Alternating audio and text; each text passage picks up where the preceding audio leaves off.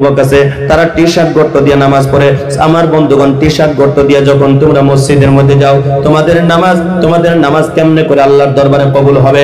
যখন তোমরা সিজদার মধ্যে চলে যাও, পিছনের থেকে দুই আঙ্গুল জায়গা খালি হয়ে যায়, 4 আঙ্গুল জায়গা খালি হয়ে যায়, 5 আঙ্গুল জায়গা খালি হয়ে যায়। যখন সিজদার মধ্যে তোমরা থাকো, পিছনের থেকে 4 আঙ্গুল জায়গা তোমাদের খালি হয়ে যায়। আমার বন্ধুগণ, 4 আঙ্গুল জায়গা যদি তোমার শরীরের থেকে যদি খালি হয়ে যায়, 3 তাসবিহ পরিমাণ সময় যদি তোমার শরীরের যদি পিছনের সাইডের থেকে যদি বাকির হয়ে থাকে, তোমার নামাজ বাতিল হয়ে গেছে, তোমার নামাজ আল্লাহর দরবারে কবুল হবে না। যার জন্য বলছি, আজকের থেকে আমরা টি শার্ট গর্ত দিয়ে নামাজ পড়বো না, লম্বা কুর্তা জামা পরিধান করে আমরা নামাজ পড়বো। জোরে বলি ইনশাআল্লাহ। বহুত যুবকের নামাজ হয় না, তারা লং প্যান্ট পিন্দা দেখবেন, তারা এই যে হাফ গুঞ্জি গর্ত দিয়া, টি শার্ট গর্ত দিয়া তারা নামাজ পড়ার জন্য যায়, কিন্তু রুকুতের মধ্যে যখন যায় পিছনের থেকে জায়গা খালি হয়ে যায়।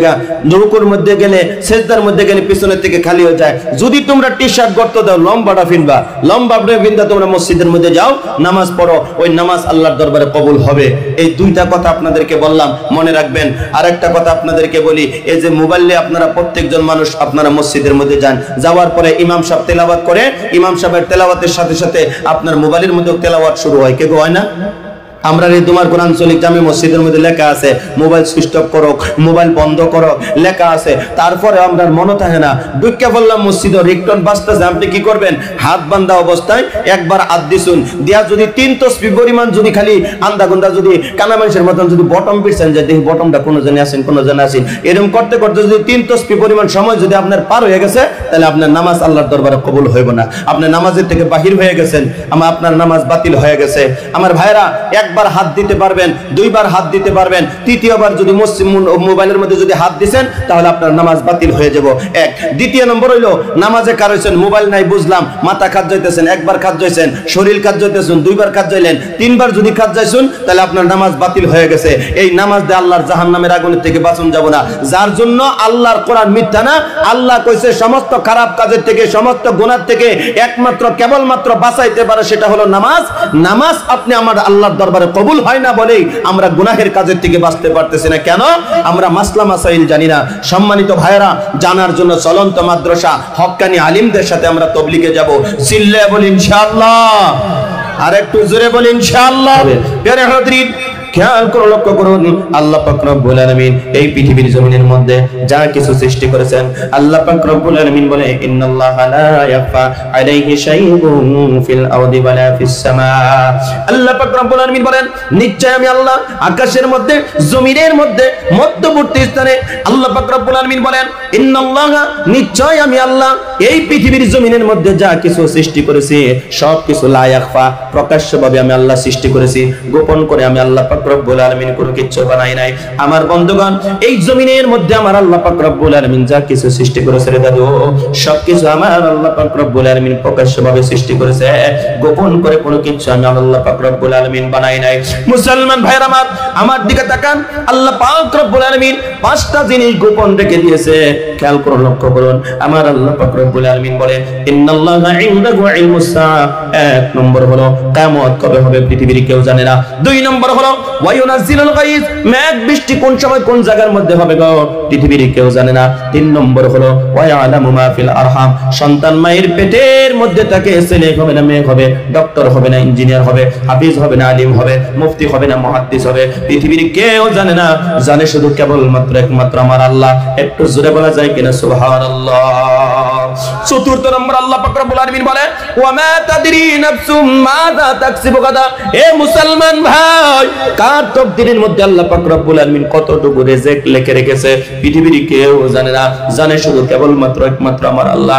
মুসলমান ভাইরা আমার, 5 নম্বর আমার আল্লাহ পাক রব্বুল আলামিন বলে, ওয়া মা তাদরি নাফসুম বিআইয়ি আরদিন তামুত। কার কোন সময় কোন জায়গার মধ্যে মরণ হয়ে যাবে, মৃত্যু হয়ে যাবে, পৃথিবীর কেউ জানে না। জানে শুধু একমাত্র আমার আল্লাহ।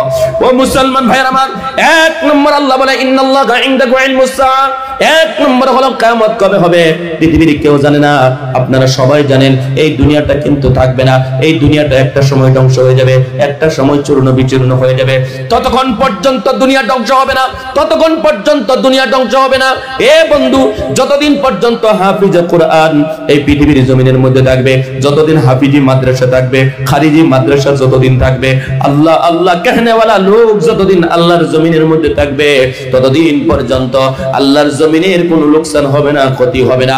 একটু জোরে করেন না সুবহানাল্লাহ। আমার বন্ধুগণ, আপনারা এই অঞ্চলের থেকে বিশাল বড় মাদ্রাসা করেছেন দারুল উলুম। আমার বন্ধুগণ, আঞ্চলিক দুমারপুর মাদ্রাসা আপনারা করেছেন।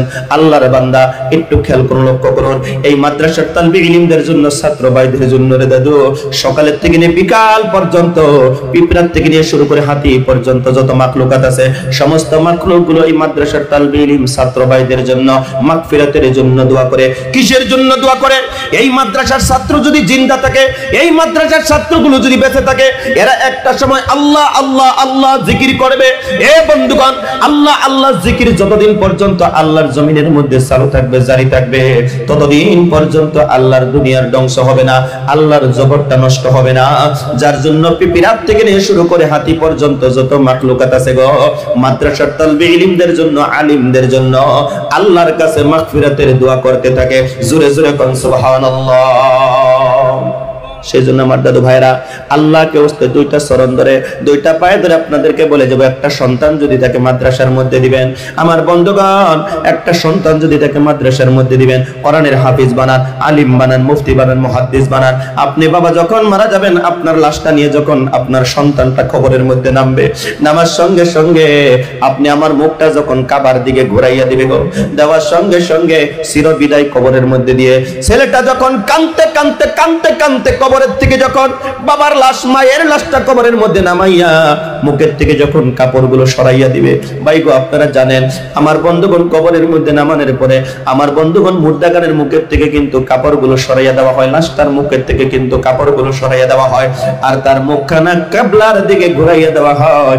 নিজের একটা মুহাব্বতের সন্তান যখন বাবার লাশটা যখন আমার বন্ধুগণ কবরের মধ্যে নিয়ে নামবে, নামার সঙ্গে সঙ্গে বাবার কবরের মধ্যে নামার পরে, বাবার কবরের মধ্যে নামার পরে মুখটা যদি আমার বন্ধুগণ, নিজের সন্তানে যদি, আপনার সন্তানে যদি আপনার মুখটা যদি কবরের মধ্যে শেষবারের মতন যদি কাবার দিকে যদি ঘুরাইয়া দেয় গো, চোখের থেকে পানি ছেড়ে চির বিদায় দিয়ে কবরের থেকে যখন উঠবে, ওঠার সঙ্গে সঙ্গে আমার আল্লাহ ফেরেশতাদেরকে ডাক দেয়া বলবে, এ ফেরেশতারা তাকাইয়া দে,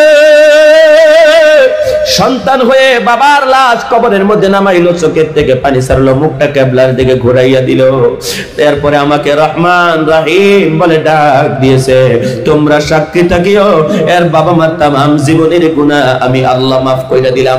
একটু জোরে বলা যায় কিনা সুবহানাল্লাহ। আমরা অনেক মানুষ আছি গো, বাবার লাশ নিয়ে কবরের মধ্যে নামতে চাই না, অনেক মানুষ আছে মার লাশ নিয়ে আমরা কবরের মধ্যে নামতে চাই না। আজকের থেকে মনে রাখবেন, বাবা মরে গেছে, বাবার লাশটা নিয়ে আপনি সন্তান হিসেবে নিজে হাতে কবরের মধ্যে নিয়ে নামবেন। বহুত মানুষ আছে ভয় করে কবরের মধ্যে নামতে চায় না, দুইটা চরণ ধরে, দুইটা পায়ে ধরে বলে যাই গো, আপনার বাবার লাশটা নিয়ে আমি যদি কবরের মধ্যে নামি, আমার দিলের মধ্যে কোনো ধরনের প্রতিক্রিয়া হবে না। আর আপনি সন্তান যখন বাবার লাশটা লইয়া যখন কবরের মধ্যে নামবেন রে দাদু, চোখের থেকে পানি আসবে, ওই পানির উসিলায় আমার আল্লাহ যদি চায় আপনার বাবা মার কবরের আযাব আমার আল্লাহ মাফ করে দিবে। একটু জোরে জোরে বলা যায় কিনা সুবহানাল্লাহ। ও মুসলমান ভাইরা আমার, আসছি যদি এই দুনিয়া থেকে একদিন যাওয়া লাগবে, এই দুনিয়া চিরদিনের জায়গা নয়, এই দুনিয়া থেকে তোমার আমার একদিন বিদায় নিয়ে চলে যাওয়া লাগবে। তোমার মতন কত যুবক রোডের মধ্যে অ্যাক্সিডেন্টে মারা গেল, তোমার মতন কত যুবক রোডের মধ্যে অ্যাক্সিডেন্টে মারা গেল, তোমার মতন কত যুবক বাড়ি থেকে সুন্দর কাপড় পরিধান করে বাহির হয়ে গেল, লাশ বাড়ির মধ্যে ঘুরে আসলো। সেজন্য যুবকদেরকে বলছি, যুবক রে, এই দুনিয়াটা পাগলামির জায়গা নয়, এই দুনিয়া পাগলামির জায়গা নয়। তাকাইয়া দেখো তোমার সামনে কত মুরব্বীরা বসে আছে, মাথার চুলগুলো পেকে গেছে, দাড়িগুলো পেকে গেছে, শরীরের চামড়াগুলো লুজ হয়ে গেছে। আসবে একটা দিন তোমার শরীরের চামড়াটা লুজ হয়ে যাবে, তোমার মাথার চুলগুলো পেকে যাবে, দাড়িগুলো পেকে যাবে, মাথায় কাজ করবে না, যাইতে যাবে একদিকে, চলে যাবে আর একদিকে। সেই জন্য ওই দিনটার আসার আগে আমি একটা যুবক তোমাদেরকে দুইটা চরণ ধরে, দুইটা পায়ে ধরে বলে যাও, আজকের এই ওয়াজের পরের থেকে পরিবর্তন হয়ে যাইবা, মসজিদের সঙ্গে সম্পর্ক লাগাইবা, জীবনের যতই ঘাত প্রতিঘাত আসুক না কেন নামাজ কোনোদিন ছেড়ে দিও না। আজকের থেকে ইরাদা করো, আল্লাহ বুঝতে পারি নাই জীবনে বহুত অন্যায় করেছি, পাপ করেছি। অনেক যুবকের বাবা নাই, মা নাই।